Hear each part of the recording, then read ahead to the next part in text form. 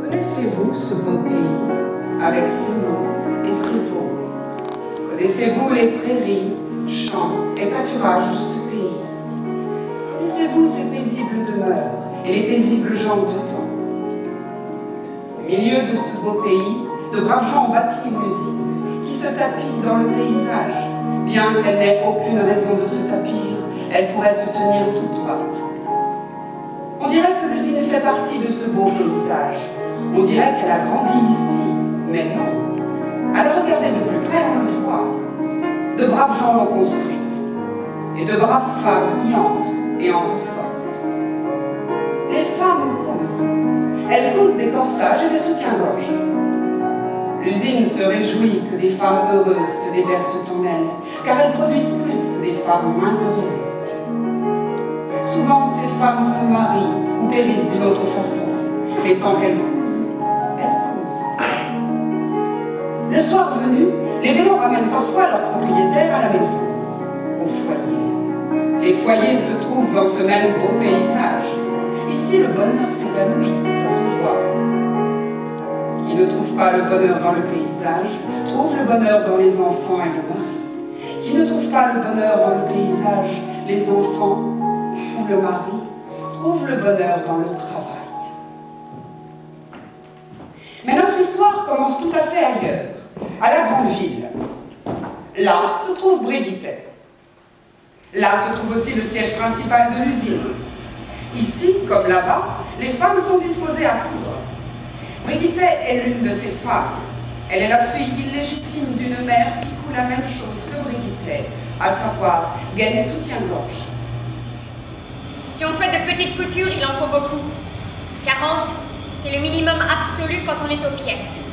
Si on fait des coutures plus longues et plus compliquées, il en faut moins, proportionnellement. C'était très humain et ce n'est que justice.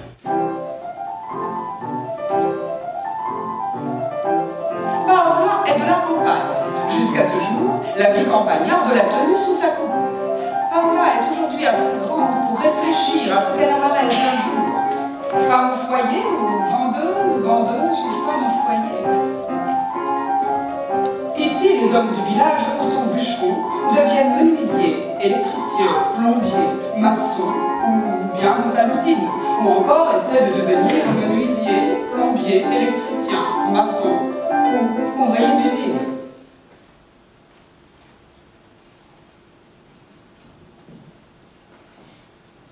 Je veux apprendre la couture dans un atelier. Et une fois que j'aurai appris, je compte bien profiter un peu de la vie. J'irai en Italie. Je m'offrirai le cinéma avec ma propre paye. Et une fois que j'aurai un peu profité de la vie, je retournerai encore une dernière fois en Italie, et encore une fois. Une dernière fois, je m'offrirai le cinéma avec ma propre paye. Et puis, je me chercherai un brave mari, comme on en voit de plus en plus souvent au cinéma. Et puis, je me marierai. Et j'aurai des enfants. Et je les aimerai tous. Et ton père, et ta mère et ton frère, qui ont trimé toute leur vie. Et aujourd'hui que tu es assez grande pour trimer avec ta mère, que tu pourrais enfin lui donner un coup de main, tu ne veux pas. Tu veux t'échapper grâce à la couture.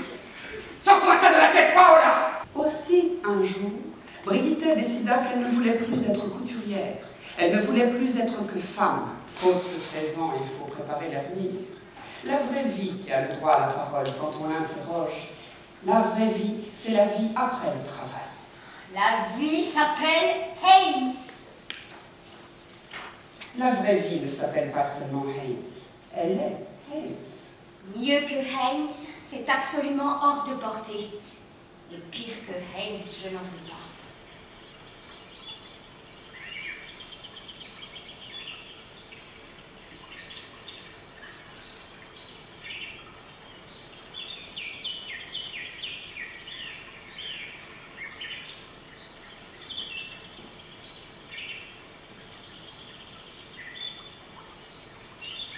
C'est à la fois nouveau et effrayant. Ce qui nous arrive est plus nouveau, plus effrayant que tout ce qui nous est arrivé jusqu'ici. Plus nouveau et même plus effrayant que l'accident à l'usine l'an dernier, au cours duquel une main a été perdue. C'est l'amour. Tu sais, avec tes yeux noirs, Eric, tu me fais penser à un léopard. Mais je t'aime précisément parce que tu es un homme différent. Toi, tu es un homme qui a appris un métier, et moi je suis une femme. Ton métier doit suffire pour nous deux. C'est un si beau et si grand métier. Il ne faudra jamais me quitter, Haynes, sinon je mourrai.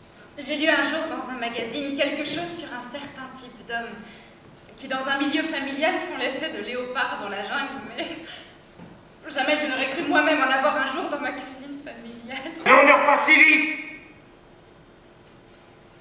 Je vais y réfléchir jusqu'à demain. C'est ainsi qu'on fait dans la vie économique moderne. Et je m'y connais. Je t'aime tellement.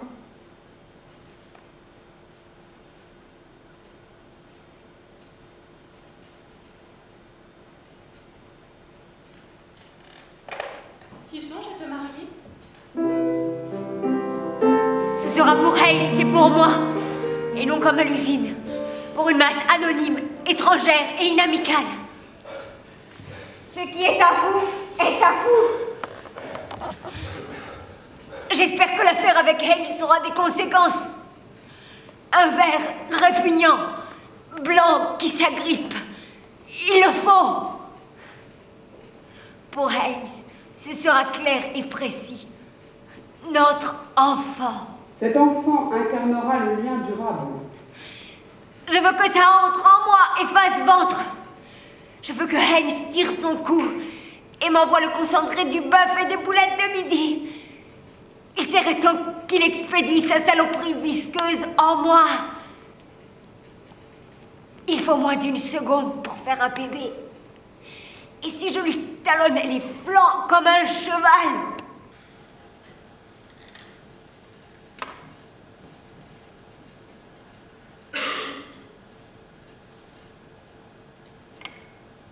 La Paola vient de se mettre le doigt dans l'œil. La Paola vient de commettre une grave erreur. Erreur qui achève de convaincre Eric qu'il doit dire non. Et il dit non. Dès lors, les heures s'écoulent et le secret rend plus gros le ventre et plus lourd les seins. La nouvelle ira vite dans la vallée. La Paola! La Paola! La Paola va avoir un gosse! La Paola va avoir un gosse! Et comme dans la vallée où serait joli, la haine se répand comme une traînée de poudre de sommet en sommet long. Les parents de Paola dévalent la montagne, blanc, rentrent dans la pauvre Paola, sortent, blanc, et rentrent de nouveau dedans. Et quand ils partent, abandonnant une Paola, il ne reste plus d'elle que 2 ou 3 essais.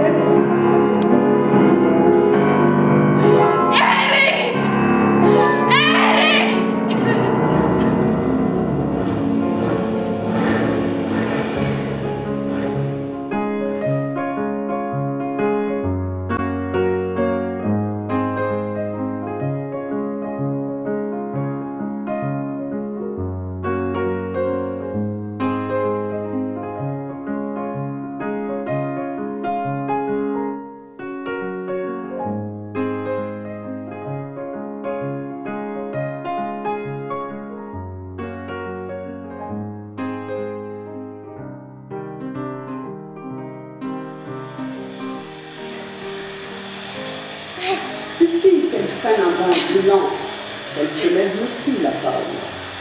Mais non, rien ne s'évade, rien ne s'échappe.